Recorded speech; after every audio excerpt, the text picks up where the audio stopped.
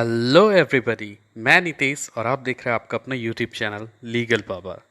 तो आज आप लोगों के सामने आज हम लोग डिस्कस करेंगे प्लेंट। प्लेंट क्या है, नेसेसरी कंटेंट्स प्लेंट के क्या क्या होते हैं, रिजेक्शन ऑफ प्लेंट किस किस आधार पर होता है, provision on the rejection of plaint under CBC कौन कौन से प्रोविज़न है, इसके अंतर्गत कौन कौन से लैंडमार्क केसेस है rejection of the plaint, drafting of plaint क्या है और कंक्लूजन फिर लास्ट में हम लोग डिस्कस करेंगे। तो पहले भी जैसे हम लोग डिस्कस किए थे ऑर्डर 1 से लेकर 21 के वीडियो में कि क्या होता है जब एक प्लेंटिफ कोई कारणवश अगर कोर्ट जाता है तो क्या लेके जाता है, सूट लेके जाता है। और जब सूट लेके जाएगा तो कहाँ पे फाइल करेगा, कोर्ट में फाइल करेगा। तो फाइल करने के लिए उसको क्या लग रहा था, प्लीडर लग रहा था। और वो प्लीडर क्या तैयार करता है, प्लीडर मतलब जो भी एडवोकेट है वो क्या तैयार करते हैं, प्लेंट तैयार करते हैं। तो ये जो टोटल डिस्कशन आज का टॉपिक का है ये टोटल प्लेंट के बारे में है कि जब अगर कोई केस करता है तो उसको दाखिल करना होता है प्लेंट। और ये प्लेंट क्या है इसी के बारे में आज चर्चा होगी। और लास्ट में हम लोग चर्चा करेंगे कि ड्राफ्टिंग ऑफ द प्लेंट किस तरीके से होता है। तो चलिए स्टार्ट करते हैं आज का video. So, if you have ever thought why this concept of plaint comes into picture and what are the benefits and why is plaint necessary, here's everything you need to know. The whole video on sample plaints deal with the concept of plaint according to the provision of law and what are the necessary content which are required to be there in plaint. This video also deals with the other aspects of plaint like common mistake made in the plaint and some tips to write a proper plaint according to the provision of the CPC. So plaint, it says that a plaint is a legal document that contains the content of any civil suit which shows the plaintiff claim after filing suit. तो यहाँ पे कहता है कि एक plaint क्या है, एक लीगल डॉक्यूमेंट है दैट कंटेंस, वो क्या मतलब कंटेंट करता है, तो content of any civil suit. तो कोई भी सिविल सूट होगा उसका कंटेंट को वो क्या करेगा, कंटेंस करेगा, मतलब उसमें निर्धारित रहता है which shows the plaintiff's claim after filing to suit. तो अगर प्लेंटिफ का कोई क्लेम होगा तो वो क्या करेगा, सूट को फाइल करेगा। कहाँ पे फाइल करेगा, तो सिविल सूट फाइल करेगा सिविल कोर्ट में।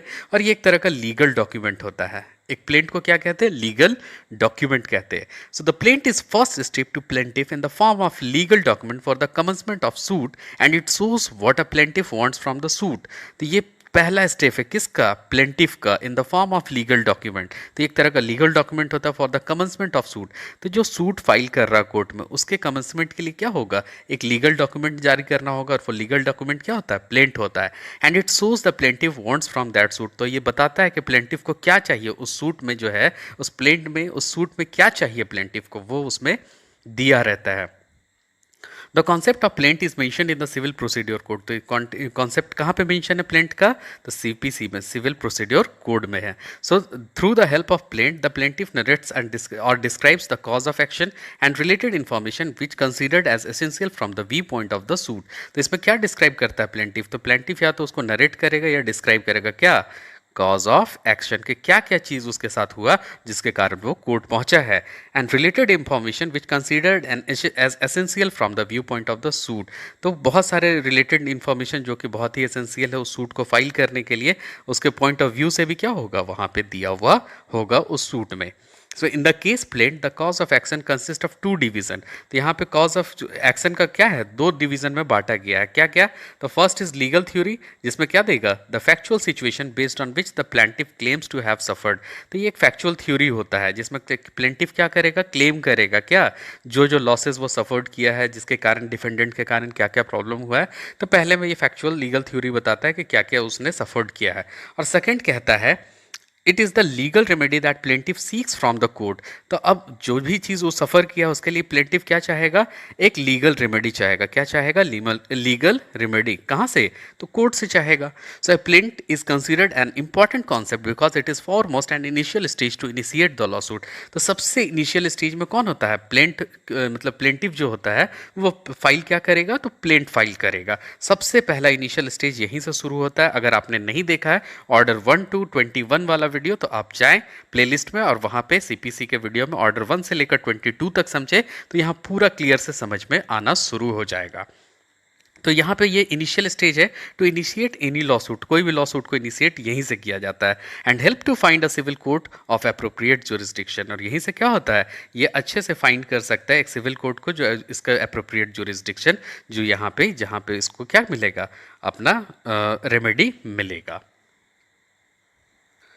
Now to deal with plaint, we have to deal with the order 7 and section 26. So let's see what is order 7 and section 26. So order 7 says that order 7 of the code of civil procedure deals particularly with the plaint. तो ये order 7 किस में deal करता है?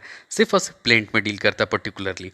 So order 7 of CPC, there are many different rules which deal with different constituents of plaint. तो बहुत सारे different rules है यहाँ पे mention, और वो किससे डील करता है? तो different constituent of plaint से डील करता है कि उसके क्या क्या constituents होंगे, बहुत सारे आधार को वो दिखाता है. So rule 1 to 8 deal with the particular of the plaint. तो 1 से लेकर 8 तक किससे डील करता है? तो particular of the plaint से डील करता है. रूल जो 9 है CPC का वो डील करता है how the plaint will be admitted, and after the rule 10 and 10b talks about the return of the plaint. तो यहाँ पे रूल 9 जो है वो डील करेगा प्लेंट का कैसे एडमिट करेगा वो, और रूल 10 और 10 भी जो कहता है return of the plaint and the appearance of parties. तो यहाँ पे रिटर्न ऑफ द प्लेंट के बारे में डील करता है 10 and 10 B, sorry 10 and 10 B, और अपीयरेंस ऑफ द पार्टीज के बारे में डील करता है. जब प्लेंट फाइल होगा तो अपीयरेंस ऑफ द पार्टीज होता है, जो डिफेंडेंट होते हैं वो क्या करेगा, अपीयर होगा. And the main rules that is 11 to 13, यहाँ से मेन रूल शुरू होता है. कौन सा rule? Main rule 11 to 13 deal with the rejection of the plaint. कौन यहाँ पे सबसे इंपॉर्टेंट यही है कि कुछ आधार पे क्या होता है, प्लेंट को रिजेक्ट कर दिया जाता है. तो कौन कौन से ग्राउंड होते हैं, तो वो 11 to 13 में डील किया हुआ है कि क्या क्या ग्राउंड है जिससे रिजेक्शन ऑफ द प्लेंट संभव है, and in which circumstances the plaint can be rejected. तो कौन कौन से ऐसे सर्कमस्टांसेस है जिसमें प्लेंट को क्या किया जा सकता है, रिजेक्ट कर दिया जा सकता है. तो ये टोटल डील है ऑर्डर 7 में.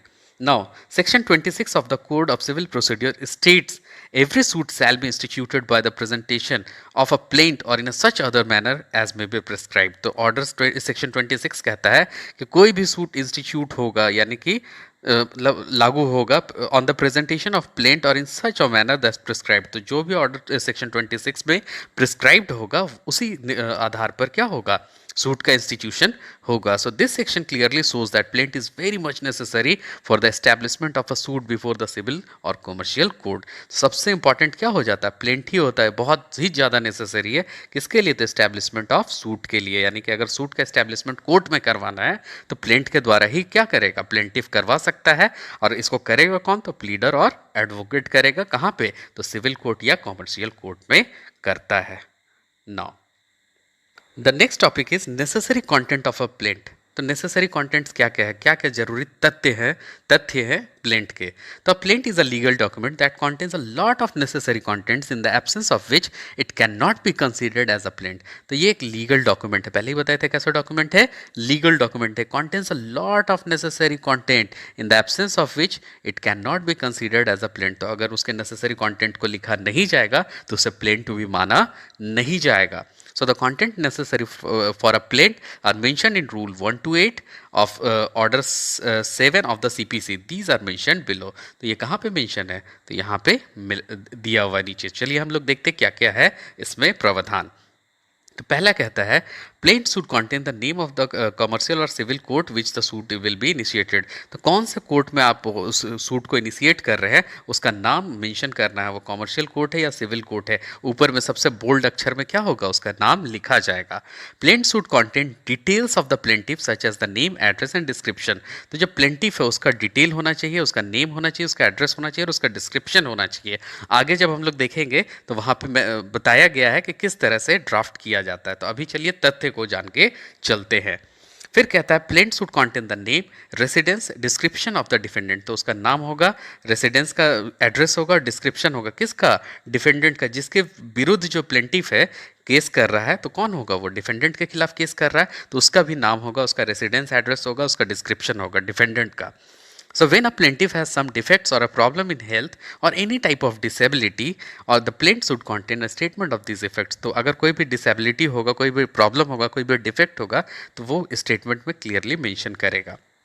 So plaint should contain the facts due to which cause of action arises, and where the cause of action arises it should be also mentioned. तो plaint में क्या होगा, the facts to which the cause of action arises. ऐसा करने का क्या जरूरत पड़ा plaintiff को कि वो कोर्ट आया है वो बताना नेसेसरी है. और the cause of action arises it should be mention. तो क्या कारण था जो कि उसको ऐसा हुआ तो वो बताना मेंशन करना ज़रूरी होता है. So plaintiff should not only mention facts due to which cause of action arises, but also those facts which help in recognizing the jurisdiction. तो प्लेंट में क्या होगा, सिर्फ और सिर्फ ये मेंशन नहीं करना कि क्या क्या फैक्ट्स था कि ये कॉज ऑफ एक्शन हुआ, but also those facts which is also help in recognising the jurisdiction. तो वो सब फैक्ट्स लगेगा जिससे कि क्या होगा, जुरिस्डिक्शन उस चीज़ को रिकॉग्नाइज करेगा कि ये मतलब जो प्लेंटिफ है क्यों कोर्ट आया है. So plaint should also contain about the relief which the plaintiff seeks from the court. तो जब उसको कोई प्रॉब्लम हुआ है तो वो क्या करेगा, कुछ रिलीफ सीख करेगा कोर्ट से, यानी कि वो मांग करेगा, तो उसके बारे में भी उसमें प्लेंट में मेंशन करना है. When the plaintiff is ready to set off on the portion of his claim, the plaint should contain the amount of which has so allowed. तो कहता है प्लेंटिफ अगर पूरा तैयार है उस पोर्शन ऑफ द क्लेम को सेट ऑफ करने के लिए, यानी तैयार है उसको फाइल करने के लिए, लागू करवाने के लिए, तो plaint should contain the amount, कितना अमाउंट वो क्लेम कर रहा है, which has been so allowed. तो उसको जो अलाउ किया हुआ है क्लेम, वो कितना क्लेम को कर रहा है उसको भी मेंशन करना है. किस में, प्लेंट में. Now, the plaint should also contain a statement of the value of subject matter. तो statement of the value of subject matter of the suit, क्या क्या subject matter है, उसका value है suit का, not only for the purpose of jurisdiction but also for the purpose of court's fee. तो jurisdiction के purpose के लिए तो करता है, कितना value है, कितना amount का है, लेकिन ये किसके लिए भी करता है, तो purpose of court fee, उसमें कितना court fee निर्धारण है उसके बारे में भी वहाँ mention होता है, तो इसीलिए amount को mention सही तरीके से करना होता है. So at last the content that should be on plaint is in the plaintiff verification on oath. तो plaintiff को क्या करेगा, plaintiff verify करेगा और क्या करेगा, oath करेगा और उसको signature करेगा कि हाँ ये जो तथ्य जो बोल रहे हैं वो सत्य है और मेरी जानकारी में परिपूर्ण है और इसके लिए वही जिम्मेदार होगा. तो ऐसा करके वो oath करेगा उस plaint को.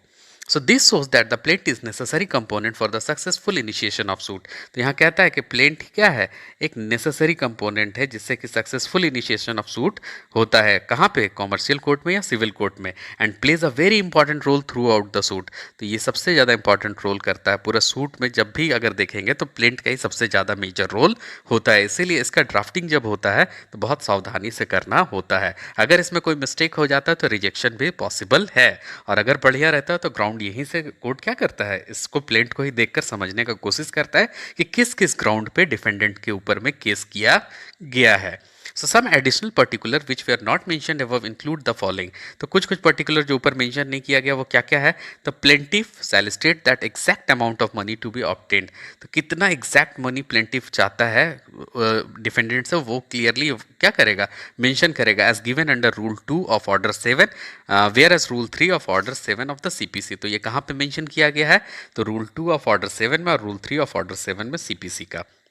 So state that when the plaint contains subject matter of immovable property, then the property must be duly described. तो अगर कोई immovable property के बारे में अगर क्लेम करता है तो उसको क्या करना पड़ेगा, उस प्रॉपर्टी को ड्यूली डिस्क्राइब करना होगा कि किस किस तरफ, नॉर्थ में कौन है, साउथ में कौन है, ईस्ट में कौन है, वेस्ट में कौन है, उसको प्रॉपर्टी का फुल डिस्क्रिप्शन वहाँ पे होना चाहिए एक प्लेंट में. अब हम लोगों ने देख लिया कि नेसेसरी एलिमेंट्स क्या चाहिए थे प्लेंट के लिए. अब वो सब चीज़ डालने के बाद में रिजेक्शन पॉसिबल हो सकता है कुछ आधार पर. तो रिजेक्शन ऑफ प्लेंट क्यों होता है और क्या क्या कारण होते हैं, चलिए उसके बारे में डिस्कस करते हैं. सो रिजेक्शन ऑफ प्लेंट, तो कहता था plaint shall be rejected in certain situation when requirement are not fulfilled. तो कुछ रिक्वायरमेंट्स होते हैं जो प्लेंट में फुलफिल नहीं होते, then there is a possibility of rejection of a plaint. So some of the situation in which the plaint is rejected are as follows. तो कुछ ऐसे सिचुएशन है जिसमें प्लेंट क्या हो जाएंगे, रिजेक्ट हो जाएंगे. तो वो कौन कौन से ग्राउंड पे रिजेक्ट होते हैं, चलिए देखते हैं. So the plaint is rejected in case where the cause of action is not disclosed. तो plaint कब रिजेक्ट होगा, जब cause of action डिस्क्लोज नहीं किया होगा कि ऐसा करने का क्या कारण था, क्यों कोर्ट आ गया. अगर ये डिस्क्लोज ही नहीं करेगा प्लेंटिफ तो वो तो रिजेक्ट हो जाएगा, उसी ग्राउंड पे क्या करेगा, कोर्ट रिजेक्ट कर देगा. So if the cause of action is not disclose then it is possible to prove the damage caused on the plaintiff. तो क्या है कि अगर कॉज ऑफ एक्शन डिस्क्लोज नहीं होगा तो it is not possible to prove. तो ये पॉसिबल नहीं होगा प्रूव करने के लिए कि the damage cause to the plaintiff. तो क्या क्या डैमेज प्लेंटिफ को कॉज हुआ है, यानी कि उसको हुआ है डैमेज. तो इसको प्रूफ कोर्ट में नहीं कर पाएंगे, इसलिए रिजेक्ट हो सकता है. So to seek relief against the defendant the facts need to be mention clearly. तो अगर रिलीफ चाहिए डिफेंडेंट के अगेंस्ट में तो क्या करना होगा, तो फैक्ट्स को एकदम क्लियरली मेंशन करना होगा। इन the case of S&P shipping service private limited versus world tanker carriers corporation, the plaint was rejected and the suit dismissed under order 7 rule 1A of the CPC 1908। तो एक ये case था S&P shipping service private limited versus world tanker carriers corporation. यहाँ पे plaint क्या किया गया था, फर्स्ट ही हेयरिंग में रिजेक्ट कर दिया गया था, सूट को डिसमिस कर दिया गया था ऑर्डर 7 रूल 1A का सीपीसी 1908 का। वहाँ पे क्लियरली मेंशन नहीं था, कॉज ऑफ एक्शन भी क्लियर मेंशन नहीं था, और क्या क्या डैमेज कॉज किया था प्लेंटिफ का डैमेज कॉज क्या क्या था और क्या क्या रिलीफ मांग रहा था वो भी क्लियर मेंशन नहीं था। तो इसको क्या किया गया, ग्राउंड पे रिजेक्ट कर दिया गया। So the plaint is also rejected in case where the plaintiff relief is under valued. तो एक और ग्राउंड है जहाँ पे प्लेंटिफ का जो रिलीफ है वो अंडर वैल्यूड है, मतलब जितना मांग कर रहा था उससे कम ही है, तो उस ग्राउंड पे भी मतलब क्या होगा, रिजेक्ट करेगा। लेकिन क्या होता है इसमें, and the plaintiff is requested by the court to correct the valuation. तब प्लेंटिफ बोल रहा है नहीं नहीं, यहाँ पे 1 लाख रुपये नहीं था 5 लाख रुपये था, ये वैल्यूएशन को करेक्ट करने का बात कह रहा है। So within the given time frame but the plaintiff fails to do so. तो उस प्लेंटिफ ने क्या किया, एक टाइम फ्रेम लिया उसके में करेक्शन करने के लिए, लेकिन वो ऐसा कर नहीं पाया, तो उस ग्राउंड पे भी क्या होगा, रिजेक्शन ऑफ प्लेंट संभव है। Now the third round says that the plaint is rejected in case where all the documents are not properly stamped। तो ये ध्यान में रखना सभी को कि जितने भी डॉक्यूमेंट्स है वो क्या होने चाहिए, प्रॉपरली स्टैम्प्ड होने चाहिए। जो भी नोटरी फी होती है, जो भी चार्जेस होता है, जो भी उसमें मतलब स्टैम्प्स लगते हैं, वो क्या होना चाहिए, प्रॉपरली स्टैम्प्ड होना चाहिए। And the plaintiff on being required by the court to supply the required stamp paper. और प्लेंटिफ को क्या होना चाहिए कि कोर्ट को सप्लाई करना चाहिए required stamp paper within the time to be fixed by the courts fail to do so. तो अगर वो विद इन टाइम फ्रेम में वो रिक्वायर्ड स्टैम्प पेपर जो कि मतलब कोर्ट को देना था वो अगर पूरा नहीं कर पाता तो उस ग्राउंड पे भी क्या होगा, उसका प्लेंट को रिजेक्ट कर दिया जाएगा। So the plaint is mostly rejected due to the statement mentioned in the plaint secured by any law or statute that does not give any right to the plaintiff to file the suit। तो बहुत सारे cases में reject सिर्फ और सिर्फ इस कारण से होता है कि जो भी उसमें मेंशन किया है लॉ और स्टैच्यू वो उसको परमिशन नहीं देता, राइट नहीं देता है प्लेंटिफ को, तो मतलब क्या करने के लिए, उस आधार पे सूट को फाइल करने के लिए, तो उसी ग्राउंड पे रिजेक्ट कर दिया जाता है। तो जब भी कोई सूट फाइल कर रहे हैं तो उसका ग्राउंड को जरूर देखें कि किस ग्राउंड पे क्या फाइल कर रहे हैं और वो लॉ उसको परमिशन देता है या नहीं देता। अगर ऐसा नहीं होगा तो क्या हो जाएगा, प्लेंट रिजेक्ट हो सकता है। So when a duplicate copy of the plaint is not submitted, whereas it is mentioned that it is mandatory to submit the duplicate copy, then in the condition plaint is liable to be dismissed। तो एकदम ये चीज़ को एकदम ध्यान में रखना है कि कभी कभी क्या होता है कि डुप्लीकेट कॉपी जमा नहीं करते, जबकि वहाँ पे क्लियरली मेंशन होता है कि डुप्लीकेट कॉपी क्या करना है, मैंडेटरी है जमा करने के लिए डुप्लीकेट कॉपी। तो अगर ऐसा नहीं करने पर क्या होगा, प्लेंट को डिसमिस कर दिया जाएगा। और the plaint is rejected when the plaintiff fails to comply with the provision of rule 9 of order 7 of the CPC. और एक तरह से और भी रिजेक्ट हो सकता है अगर प्रोविजन रूल 9 का ऑर्डर 7 का अगर सीपीसी के द्वारा कंप्लाई नहीं करेगा, उसके अधीन नहीं रखेगा अपने प्लेंट को, तो भी क्या हो जाएगा, प्लेंट रिजेक्ट हो जाएगा। Now, after discussing it, the provision on the rejection of the plaint under CPC. So let's see the provision of the rejection of plaint under CPC. क्या क्या ऐसे provision है जिसमें rejection होता है under किस में, CPC में। So as we have already said, in what circumstances the plaint can be rejected, and now what are the provisions that are related to the rejection of the plaint under Code of Civil Procedure. Some of the provision regarding the rejection of the plaint are mentioned below। तो पहले ही हम लोग discuss कर चुके थे कि क्या क्या circumstances है जिसमें प्लेंट को क्या कर सकते थे, रिजेक्ट कर सकते, रिजेक्ट किया कर दिया जाता था। And now what are the provision that are related to the rejection of the plaint. तो कौन कौन से प्रोविजन है जिससे क्या होंगे, रिजेक्शन हो जाएंगे प्लेंट का। So under Code of Civil Procedure, so these are the provisions regarding some of the rejection of the plaint have takes place। तो चलिए देखते हैं किसके किसके कारण रिजेक्शन ऑफ प्लेंट होता है। तो पहला order 12 rule order 7 rule 12 of CPC states that, ये क्या स्टेट करता है, the procedure on rejecting the plaint so that it can be used as a precedent for future cases. तो इस ऑर्डर 7 में और रूल 12 में कहता है कि ये क्या है, एक तरह का प्रोसीड्योर है किसको रिजेक्ट करने के लिए, तो rejecting the plaint so that it can be use to precedent future cases. तो जो ग्राउंड पे अगर रिजेक्ट हुआ तो उसका फ्यूचर केसेस में वो गलती ना करे उसके बारे में बात करता है। फिर ऑर्डर 7 रूल 13 सीपीसी का कहता है कि rejection of the plaint does not stop the presentation और filing of the fresh plaint. तो अगर रिजेक्ट हो भी गया तो आपको ये मना ही नहीं करता है कि दोबारा फ्रेश से फाइल नहीं कर सकते, आप फिर से फाइल कर सकते हैं। So two modes which are mention to show the manner in which the plaint can be rejected. तो दो वेज चलिए देखते हैं जो प्लेंट रिजेक्ट होता है। सो पहला कहता है the defendant has the right to file application in the form of interlocutory application at any stage of proceeding for the rejection of the plaint. तो यहाँ कहता है कि डिफेंडेंट को क्या है, राइट दिया गया file an application the form of इंटरलॉक्यूटरी application.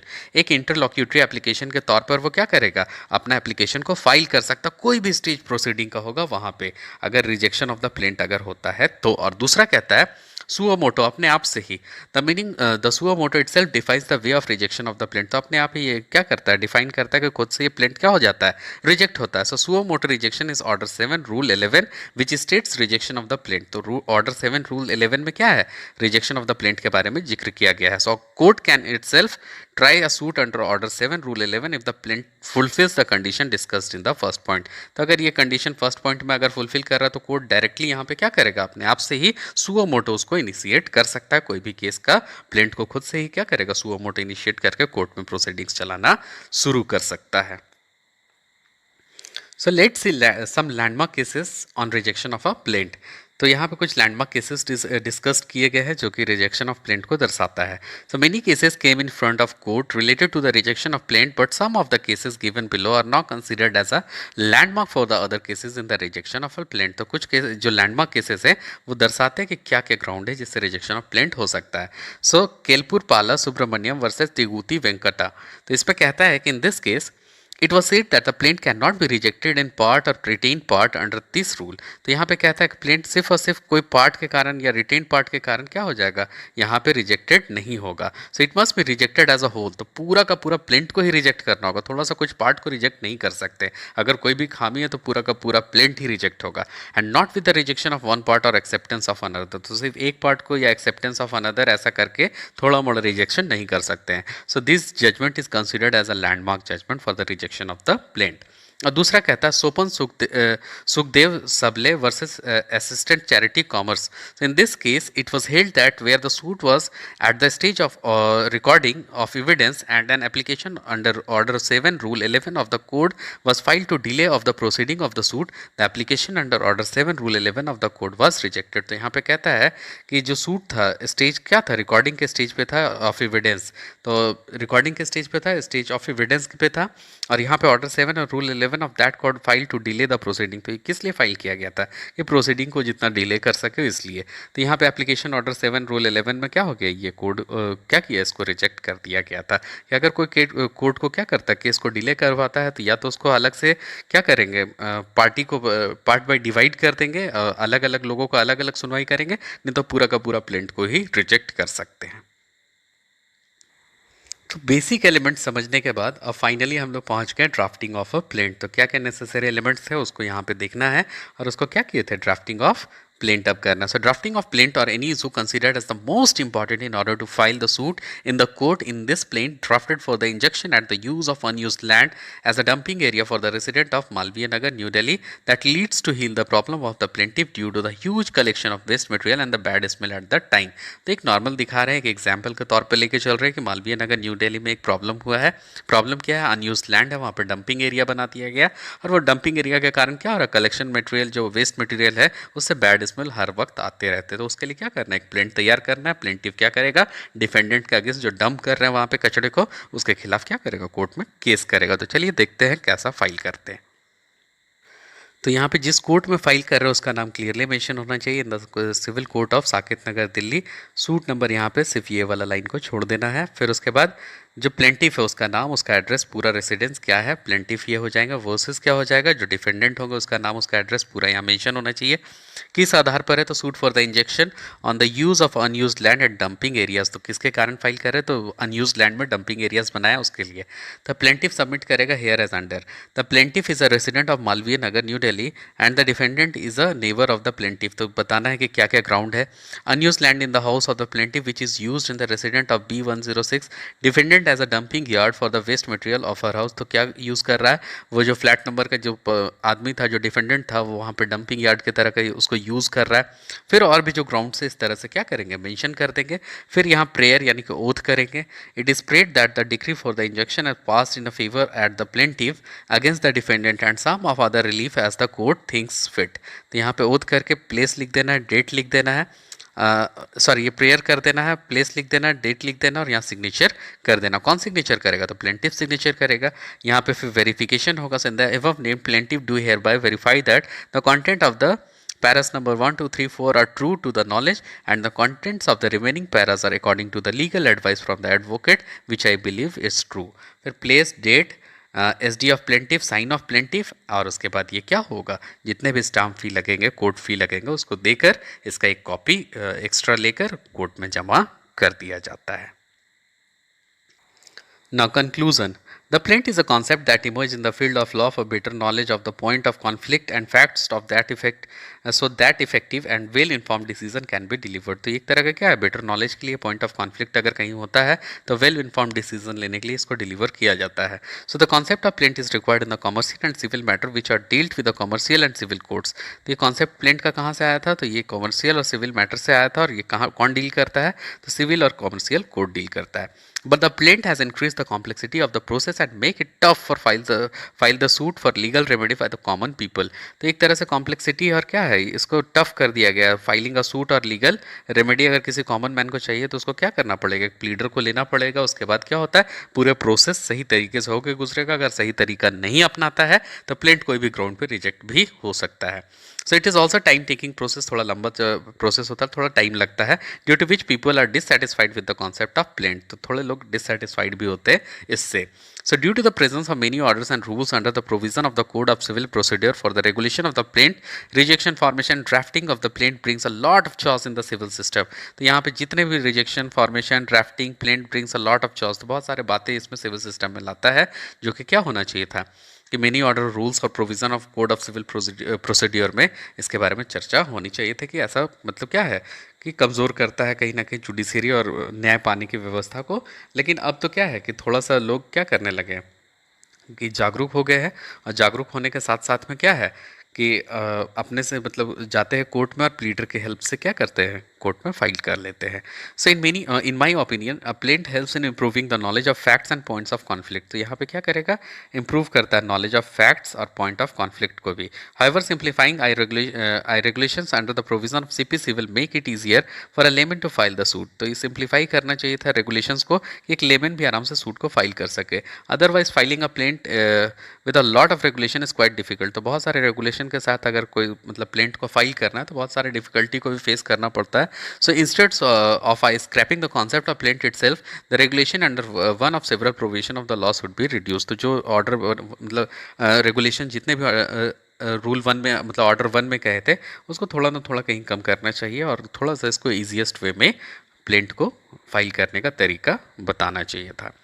तो इस तरह से क्या होगा, प्लेंट फाइल होता है। और आज हम लोग देखें कि पूरा बेसिक एलिमेंट्स प्लेंट का क्या क्या है और किस किस ग्राउंड्स में रिजेक्शन पॉसिबल था। ड्राफ्टिंग ऑफ प्लेंट भी देख लिए। अगर आपको वीडियो समझ में आया हो, अगर आपको अच्छा लगा हो, then please share and subscribe my channel. Thank you.